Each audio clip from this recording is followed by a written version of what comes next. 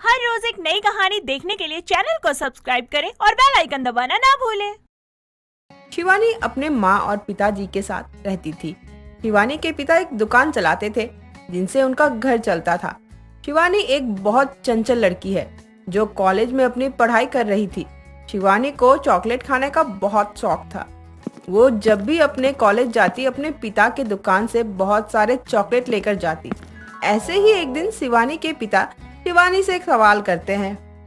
बेटा, तुम इतने सारे चॉकलेट किसके लिए लेके जाती हो? पिताजी, इतने सारे चॉकलेट मैं खुद के लिए ही लेकर जाती हूँ।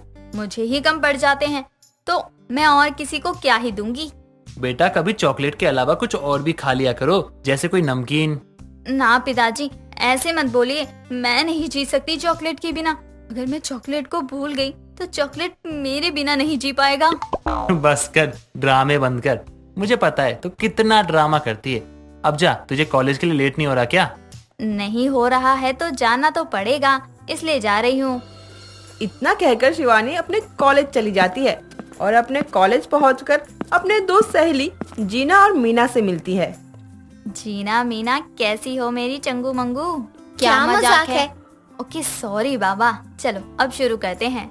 हाँ, मैं बैठने के लिए कुछ लेकर आती हूँ और मैं रखने के लिए एक टेबल लाई हूँ और मैं सारा सामान निकालती हूँ। शिवानी अपने बैग से सारे चॉकलेट्स निकाल लेती है। जीना मीना भी सामान लेकर आ जाती है और शिवानी सारे चॉकलेट्स टेबल पर डालकर बेचना शुरू कर देती है। ये चॉकलेट ले लो, chocolate chocolate chocolate chocolate, tasty भरी मिल्की डूबी चॉकलेट। आओ आओ, चॉकलेट ले लो, 20 बस रुपए में। 20 रुपए में। ओए चंगू मंगू, ठीक से बुलाओ ग्राहकों को। अभी तक कोई आया भी नहीं है चॉकलेट खरीदने। तुम दोनों की तनख्वाह काटनी पड़ेगी। बहुत कामचोर बन गई हो। तुझसे तो ज्यादा ही काम करते हैं हम। अच्छा, इस दुकान का ऑनर कौन है? तू है तो सैलरी किसको मिलती है रोज? 2 चॉकलेट। हम दोनों को। हाँ, फिर काम कौन करेगा? हम दोनों। चलो बेचना शुरू करो। मुझे भी एक चॉकलेट देना। ऐसे ही कई दिन गुजर जाते हैं। शिवानी घर में बैठकर चॉकलेट खाते हुए कुछ सोच रही होती है। तभी उसकी माँ उसके कान पकड़कर कहती है, क्यों रे, कब से आवाज लगा रही हो? कुछ सुनाई नहीं देता है क्या तुझे? कितनी जोर से कान पकड़ती हो? दुख रहा है, छोड़ो मेरा कान माँ। अभी तो बस कान पकड़ा है, ज्यादा बातें की तो तेरे बाल भी नहीं छोड़ूंगी, सोच लेना। लेकिन मैंने क्या किया है जो मेरे कान आप इस तरह पकड़ रही हैं? महारानी, तुझको कब से आवाज लगा रही हूँ, सुनाई देता है कि नहीं तुझे? अच्छा बताओ, क्यों बुला रही थी? महारानी जी, आपको मैं खाना खाने के लिए बुला रही थी। हम अभी नहीं खाएंगे, तक लिया। तू क्या, तेरा बाप भी खाएगा। चल। जी माँ, मुझे खाना नहीं खाना, आप जबरदस्ती मत करो। शिवानी तब भी चॉकलेट का दूसरा पैकेट खोलने लगती है। ये देखकर कविता को बहुत गुस्सा आता है और तभी गुस्से में शिवानी को 2-3 थप्पड़ जड़ देती है। उसी वक्त शिवानी जोर जोर से रोते हुए अपना गाल सहलाने लगती है। माँ, क्यों मारा मुझे? तेरी इन्हीं सब हरकतों की वजह से, बदतमीज लड़की। शिवानी के रोने की आवाज सुनकर शिवानी के पिता वहाँ उसके पास आ जाते हैं और कहते हैं, क्या हो गया? ऐसे चीख चीख के कौन रोता है? मानो किसी छोटे बच्चे का खिलौना छीन लिया हो। माँ ने मुझे मारा पिताजी। क्यों मारा तुमने शिवानी को? ऐसे कौन मारता है यार? देखो तो बेचारी को, रो रो के क्या हाल हो गया इसका। तो क्या करूँ, खाना खाने के लिए कब से बुला रही हूँ, लेकिन इसे खाना नहीं बल्कि चॉकलेट चाहिए। चॉकलेट की भूखी इस बदतमीज को।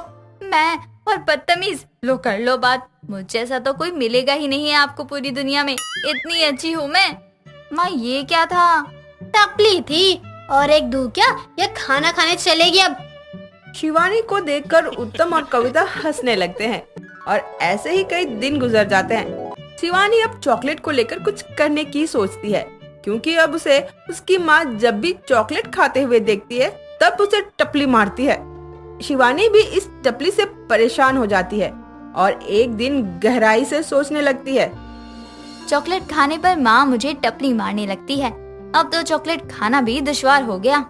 आइडिया, चंगू मंगू को बुलाती हूँ, फिर उनको सारी चॉकलेट छुपा कर दूंगी ताकि मेरे पास चॉकलेट भी हो और मुझे टपली भी ना मिले। शिवानी जीना और मीना को कॉल करके अपने घर बुलाती है और चुपके से उनको चॉकलेट देती है और कॉलेज में मिलने को कहती है। तुम दोनों आगे बढ़ो, मैं पीछे से आ रही हूँ। ओके, हम जा रहे हैं, तुम जल्दी आना। शिवानी कॉलेज जाने के लिए तैयार हो रही थी, तभी उसकी माँ उसके लिए चॉकलेट लेकर आती है, और जो कि वो चॉकलेट बॉल्स होता है। शिवानी, ये ले चॉकलेट, तुझे पसंद है ना, खा ले। सुबह से तूने एक चॉकलेट भी नहीं खाई है। ओ मेरी प्यारी माँ, आई लव यू। कुछ देर पहले ही दे देती तो क्या हो जाता। क्या मतलब? कुछ नहीं माँ, ये कौन सी चॉकलेट है? नहीं आई है क्या? किसने दिया? कब दिया? आपको दिया या मुझे दिया? तेरे पिताजी ने तुझे देने के लिए मुझे कहा था। हाँ, तो शॉर्टकट में बताने में क्या हो रहा था? जैसा सवाल वैसा जवाब। नया चॉकलेट बॉल्स देखकर शिवानी खुद को नहीं रोक पाती और खाने लगती है। कुछ ही देर में उसकी चॉकलेट बॉल्स खत्म भी हो जाती है और शिवानी अपने पिता के शॉप पर जाकर ढूंढने लगती है। क्या ढूंढ रही है शिवानी? मुझे बताओ, मैं निकाल के देता हूँ। पिताजी, मुझे ना चॉकलेट्स बॉल्स चाहिए जो अभी आपने माँ को दिए थे, मुझे देने के लिए दिए थे क्या?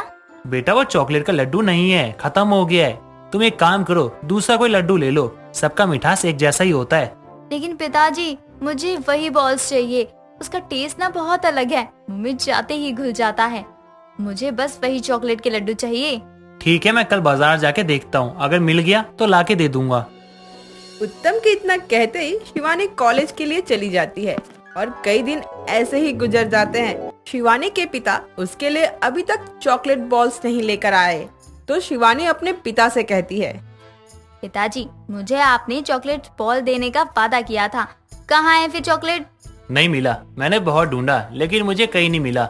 शिवानी को ये बात सुनकर बहुत बुरा लगता है और वो सोचने लगती है, मैं वो चॉकलेट वाले लड्डू खाकर रहूंगी, कैसे भी हो, चाहे मुझे कुछ भी करना पड़े। कुछ देर बाद शिवानी अपने पिता के शॉप जाती है और वहाँ से चॉकलेट और खाने वाली क्रीम लेकर आती है और सीधे रसोई घर में घुस जाती है और चॉकलेट के लड्डू बनाने लगती है।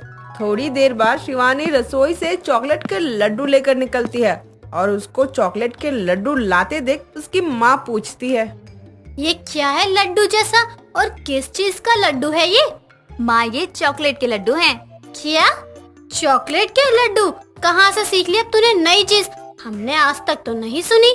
अच्छा, कभी सुना नहीं है? कोई बात नहीं, मेरे पास है ना, लो खा लो, क्या पता दोबारा ना मिले। कविता शिवानी के बनाए चॉकलेट्स के लड्डू खाती है और उसे वो लड्डू बहुत पसंद आता है। तभी कविता बोलती है, वाह, मजा आ गया, लग ही नहीं रहा कि मैंने चॉकलेट खाई है। कैसे बनाया, मुझे भी बता, कैसे बनाया तूने? ऐसे कैसे बता दूं? ये तो मेरा टैलेंट है, ऐसे ही नहीं बता सकती किसी को। उसके लिए मुझे चॉकलेट ला कर दो तभी बताऊंगी, वरना भूल जाओ। मैंने अपने टैलेंट से आज कुछ बनाया है और उसे ऐसे कैसे आपको बता दूं? कितनी बदतमीज है तू, तेरी माँ हूँ, बिना रिश्वत के अपनी रेसिपी नहीं देगी। तुझ जैसी औलाद का क्या करूँ? हे भगवान, अब दुनिया ऐसे बच्चे संभालेंगे जो हर बात पर रिश्वत मांग रहे हैं। कोई नाच नहीं होगा, बस सत्य ही सत्य है। मैंने चॉकलेट के लड्डू बनाए हैं और यही सत्य है। खाना है तो खाओ, पर रेसिपी मत मांगो आप। अब ये लड्डू मैं अपने कॉलेज लेकर जाऊंगी और सबको बेचूंगी, खूब पैसे कमाऊंगी। कविता शिवानी की बात सुनकर हैरान हो जाती है और कुछ देर बाद शिवानी अपने कॉलेज के लिए निकल जाती है और पहले के जैसे ही वो अपने कॉलेज में चॉकलेट बेचना शुरू कर देती है। सभी उसके चॉकलेट के लड्डू खरीदते हैं, सभी को बहुत पसंद आता है। अब शिवानी हर रोज चॉकलेट का लड्डू बनाकर अपने कॉलेज में लेकर जाया करती और अब शिवानी चॉकलेट के लड्डू बनाने वाली के नाम से फेमस हो गई थी। झुमकी बहुत ही ज्यादा कंजूस किस्म की औरत थी, इसीलिए वो हर किसी चीज में कंजूसी करती रहती थी कि वो 2 पैसे और बच जाए। लेकिन पैसों को बचाने के चक्कर में उसके घर वालों को बहुत ज्यादा परेशानी में उठानी पड़ती थी, क्योंकि झुमकी अपने आगे किसी की नहीं सुनती थी। ऐसे ही कुछ दिनों बाद झुमकी की बहू कंगना और उसकी बेटी संभवी दोनों आराम से पंखा चलाकर टीवी देख रहे होते हैं कि इतने में झुमकी वहां आ जाती है और दोनों को ऐसे देखकर झुमकी गुस्से में चिल्लाते हुए कहती है, क्या है ये?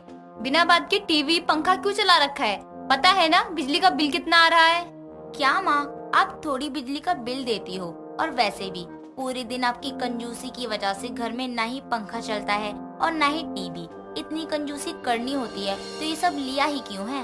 मैं तो मना ही कर रही थी कि क्या जरूरत है टीवी लाने की, लेकिन नहीं, तेरा भाई है ना, उसको घर में बिना बात के टीवी लानी थी। बिना टीवी के भी तो चल ही रहा था ना, टीवी लाकर बिजली का बिल ही बढ़ा दिया है। माँ जी, आप ये कैसी बात कर रही हो? अब तो टीवी फ्रिज सबके घर होती है, तो हमारे घर भी होनी चाहिए ना। और आपकी वजह से हम दिन में एक ही बार तो टीवी चलाते हैं, उसमें भी आप बोलती रहती हो। हाँ तो क्या मैं तुम लोगों की तरह बन जाऊं और खुला खर्चा करने लग जाऊं, बिना बात के भी पैसे उड़ाने लग जाऊं, ताकि 4 दिन में घर से बेघर हो जाए? बोलो, यही चाहते हो ना तुम सब? माँ, हम खुला खर्चा तो जब करेंगे ना जब आप हमें पैसे देंगी, लेकिन आप तो हमें कहीं बाहर जाने नहीं देती, पैसे भी नहीं दे रही हो और बात कर रही हो कि हम खुला खर्चा करते हैं। इतनी कंजूसी भी क्या करना? इतनी कंजूसी की है मैंने, तभी आज इतने ठाठ से रह रहे हो, वरना महंगाई तो इतनी बढ़ रही है रोज कि 2 रुपए की चीज के लिए भी 200 देने पड़ रहे हैं। मेरी कंजूसी की वजह से ही सब ठीक है। माँ जी, आपकी बात बिल्कुल सही है, लेकिन जो हमारी जरूरत की चीजें हैं उसमें भी कंजूसी दिखाना, ये तो बिल्कुल ठीक बात नहीं है। लेकिन वहाँ भी कंजूसी दिखाती हो, बिल्कुल सुनती नहीं हो आप किसी की। और नहीं तो क्या, मुझे माँ आपसे 4 दिन हो गए कि ये कहते हुए कि घी खत्म हो गया है, पैसे दे दो मैं ले आऊंगी, या आप खुद लेकर आओ, लेकिन आप ना ही लाई और ना ही अभी तक लाने दिया मुझे।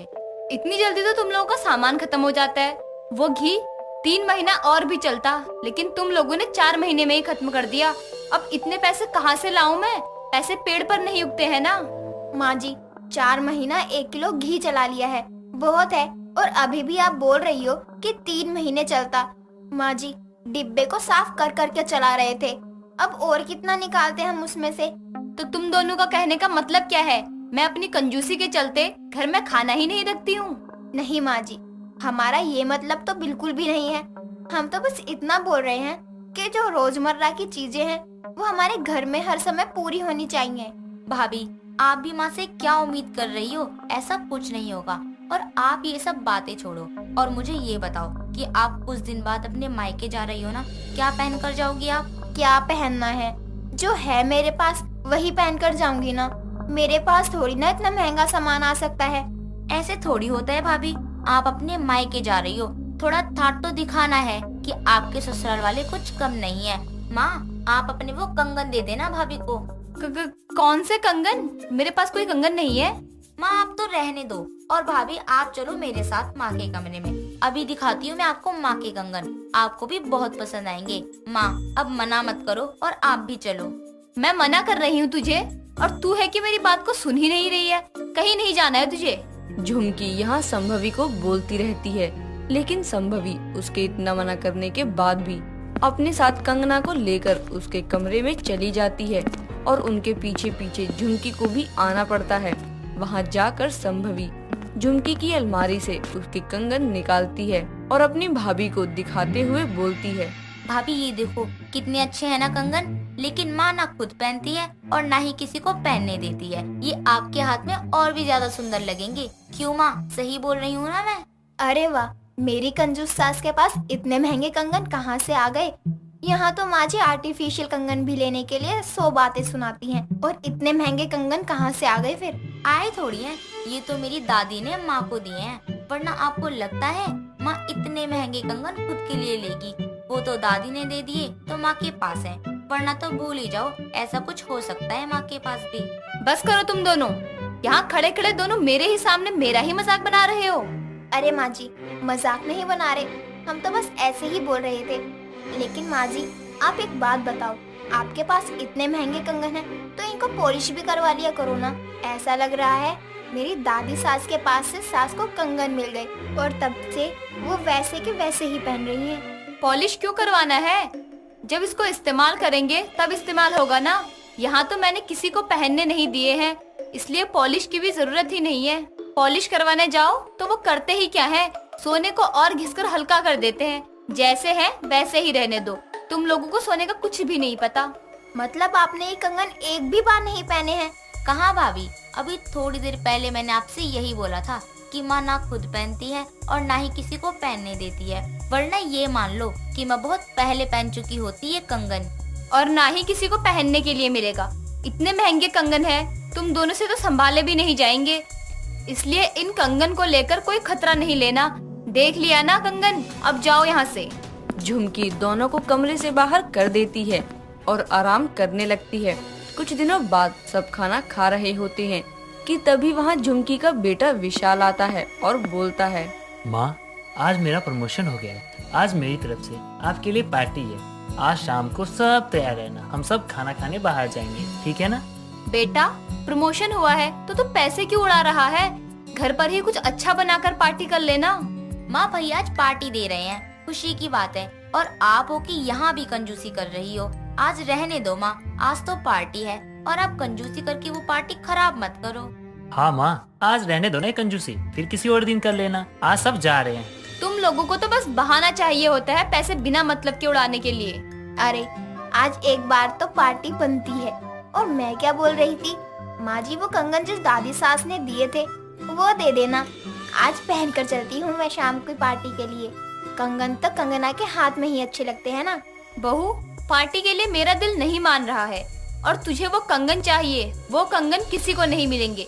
जिसको भी चाहिए मेरे मरने का इंतजार करे, मरने के बाद पहन लेना। फिर मैंने भाभी को कंगन दिखाकर गलती तो नहीं कर दी ना? क्योंकि माँ तो भाभी को ही देंगी वो कंगन। बाद में मेरा तो पत्ता ही कट गया और वो भी मैंने खुद काटा है। शाम को सारे पार्टी के लिए पास के होटल में ही चले जाते हैं और खाना पीना होता है। सब बहुत ही मजे करते हैं। काफी देर बाद सब वापस घर आते हैं और अपने कमरे में चले जाते हैं। अपने कमरे में जाने के बाद झुमकी अलमारी में देखती है तो उसके कंगन नहीं होते, तो वो सबको आवाज लगाकर बुलाती है और बोलती है, मेरे इतने महंगे कंगन किसी ने चुरा लिए, कोई पुलिस को बुलाओ, मेरे कंगन मुझे वापस चाहिए। माँ जी, अगर आप मुझे दे देती वो कंगन पहनने के लिए तो कम से कम चोरी तो नहीं होते ना। माँ, पुलिस को बुलाने का कोई फायदा नहीं है। वो बस ऐसे ही ऊपर ऊपर से जांच करती है और अब तो कंगन वापस मिलना भी मुश्किल है। लो, मेरी कंजूस सास के पास बस महंगे ही कंगन थे तो वो भी आज चोरी हो गए। चलो, इन सब में एक काम तो अच्छा हुआ कि कंगन भी मिल गए और पुलिस का कोई सीन भी नहीं हुआ। अगर मैं आज ये कंगन चोरी नहीं करती तो कभी ना कभी तो भाभी को मिलने ही थे। अब कर लो माँ कंजूसी, जिस चीज में भी करनी है, मुझे कोई प्रॉब्लम नहीं है। लो, झुमकी अपनी कंजूसी दिखा रही थी और इतने महंगे कंगन को सबसे बचा रही थी। वो उसकी बेटी ने ही चुरा लिए। यहाँ सास और बहू दोनों मुंह ही देखते रह गई और कंगन मिल गए बेटी को। दोस्तों, अगर आपको ये कहानी पसंद आई तो इसे लाइक करें, शेयर करें और कमेंट करके बताएं कि कहानी में आपको सबसे अच्छा क्या लगा।